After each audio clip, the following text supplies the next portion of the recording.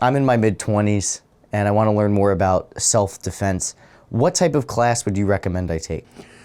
Well, that's the great thing about our martial art. It is a self-defense system.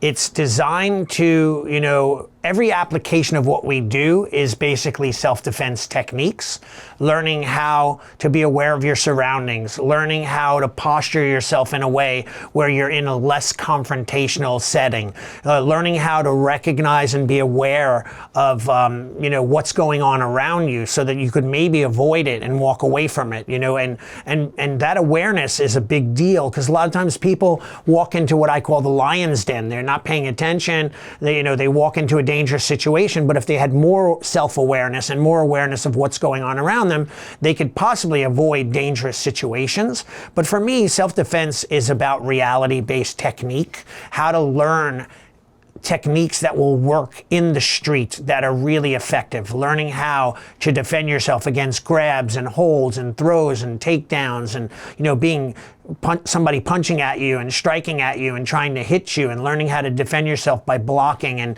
doing what we call tai sabaki, body movement, and getting out of the way, and so on and so forth. So our art, the art of ninjutsu, has always been a survival-based art. It's a military art that was trained to the most elite warriors in Japan. So we cover every aspect from self-defense hand-to-hand, ground grappling and defending from the ground, as far as weapon use to defend yourself with a weapon and defend against weapons. So our martial art is the ultimate martial art for self-defense techniques. So say I want to get bigger and stronger, but I don't want to go to a gym. Will martial arts help me achieve those goals? Yeah, you know what?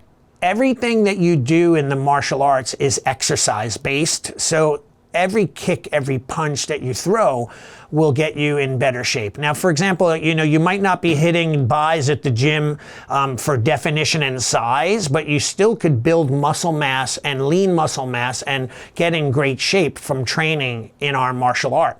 So it's a good physical fitness class. In fact, we've done tests where we've used, Fitbits to burn calories and see how many calories we burn in the class.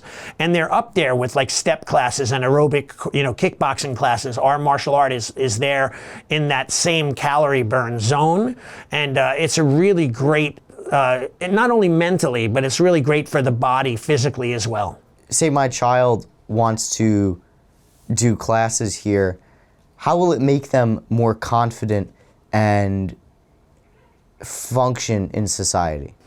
Yeah, that's an interesting question.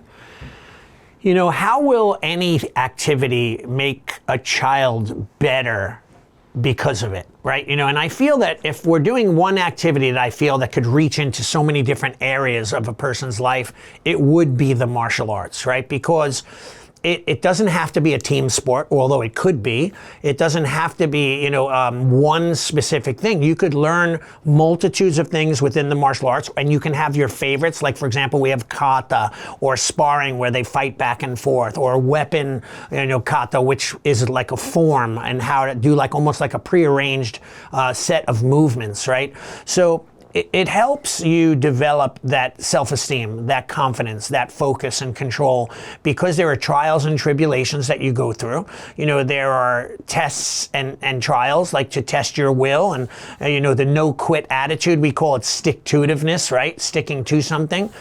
Sadly, though, and this is the one thing that is a little bit troublesome to me, as we move on in our lives, we've found that people are less likely to commit. If I had $1 for every time I heard, well, we don't want to force our child to do something. And here's an interesting thing.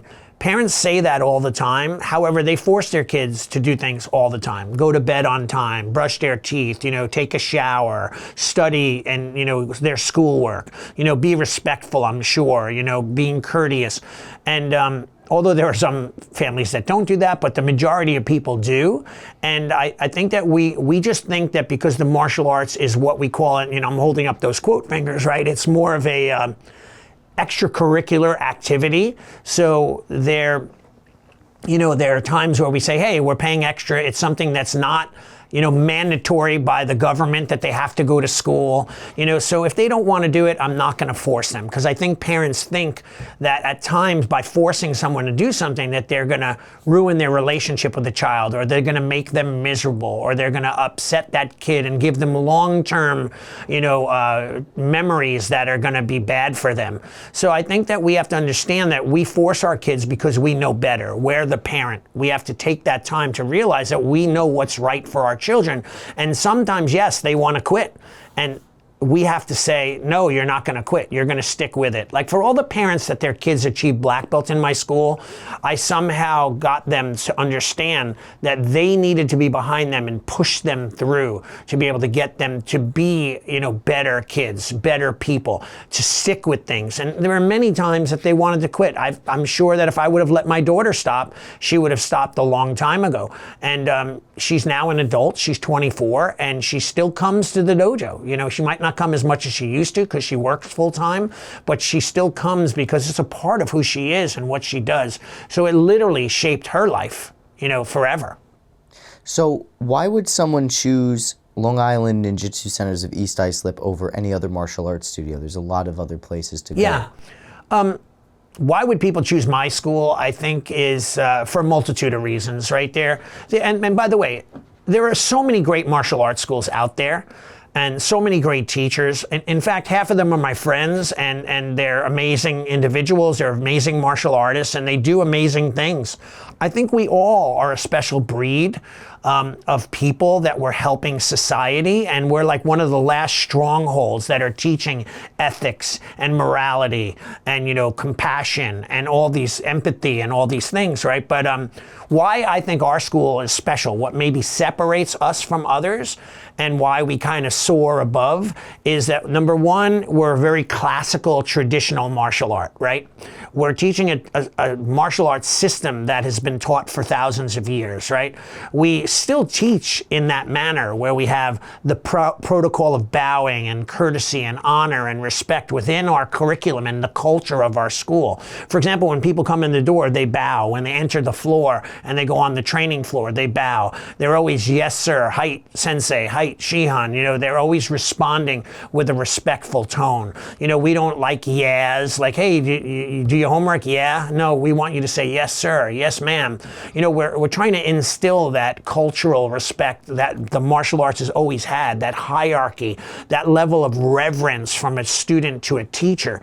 And, the same goes from a child to a parent, the way they treat their parents, act with respect, understand, and revere their families and their parents in a way that they love them with all their heart and they respect them and would do anything for them.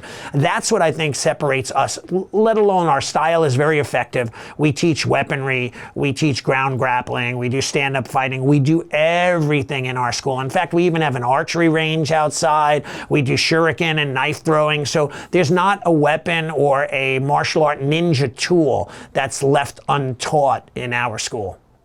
Do you guys teach weapon disarmament? Yeah.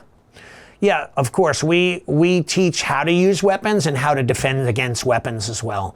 So everything that we do, if we're learning how to use the weapon to defend ourselves with the weapon in our hand, and how to defend against a weapon attack. So if someone has a stick or a club or a knife or a chain or whatever, we learn how to defend against that to be able to protect ourselves against those attacks that come to us with people who are have weapons with them.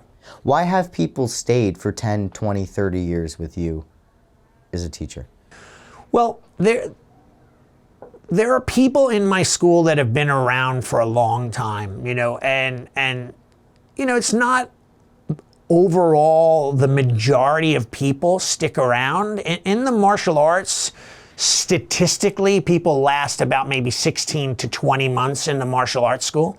That's like an industry kind of guideline about how long people stay in the martial arts.